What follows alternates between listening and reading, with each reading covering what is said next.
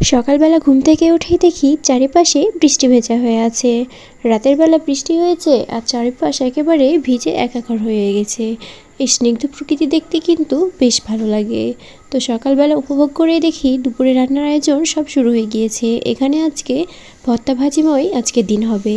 ভর্তা ভাজি সব আয়োজন করে নিচ্ছে, সাথে তো ডাল অবশ্যই থাকবে। তো এখানে ডালটা ছড়িয়ে দিয়ে ভেন্ডি ভাজিটাও চড়িয়ে দিয়েছে। লবণ, হলুদ, কাঁচামরিচ, পেঁয়াজ দিয়ে একেবারে কিন্তু আমার মা চড়িয়ে দেয়। এভাবে কিন্তু ভাজিটা খেতে বেশ ভালো লাগে। আর আমার মায়ের হাতের রান্না কিন্তু আমার কাছে সবগুলোই ভালো লাগে। আর এদিকে আমি একটা ডিম সেদ্ধ খাচ্ছিলাম, প্রেশারটা একটু লো হয়ে গিয়েছিল, সেই জন্য ডিম সেদ্ধ খাচ্ছিলাম আর আমার মায়ের রান্না দেখছিলাম। তো যাই হোক, এখানে কিন্তু ঢাকনা দিয়ে অল্প আঁচে সব রান্না করে নিচ্ছিল। একটু পরেই দেখি যে কালারটাও চেঞ্জ হয়ে গিয়েছে, মানে রান্নাটা প্রায় হয়ে এসেছে। আর তখনই কিন্তু জিরা গুঁড়া দিয়ে খুব ভালোভাবে ভেজে নিচ্ছিল। আর এদিকে তো ডালটাও সেদ্ধ হয়ে গিয়েছে, সেজন্য খুব ভালোভাবে এটাকে ফুটিয়ে নেবে। এখন অল্প পরিমাণে পানি দিয়ে, মানে যতটুকু লাগে আর কি, পানি দিয়ে এটাকে ফুটিয়ে নিচ্ছিল। আর এদিকে ভাজিটাকেও কিন্তু বাটিতে নামিয়ে নিয়েছে। আর এদিকে ডালটা ফুটে এসেছে, তখন একসাথে রেখে দিয়েছে। আর তারপরে তো এখানে বাগার দিয়ে নেবে। তার আগে কিন্তু বড়ি ভর্তাগুলো বানিয়ে নেবে, সেই জন্য তেলে ভেজে নিচ্ছিল। এভাবে তেলে ভেজে ভর্তা বানালে কিন্তু বেশ ভালো লাগে। আর এভাবে কিন্তু অনেক দিনও সংরক্ষণ করা যায়।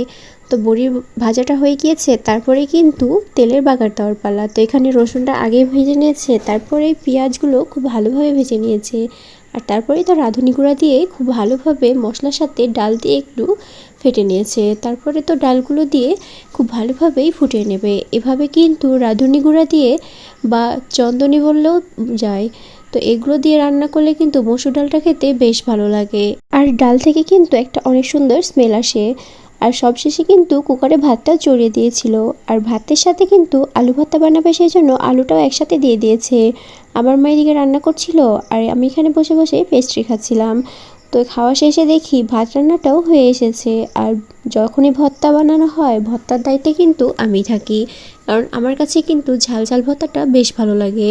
তো এখানে আলুগুলো ম্যাশ করা হয়ে গিয়েছে, তারপরেই তো পেঁয়াজ মরিচ যেগুলো আছে সেগুলো ভাজার জন্য চলে এসেছি।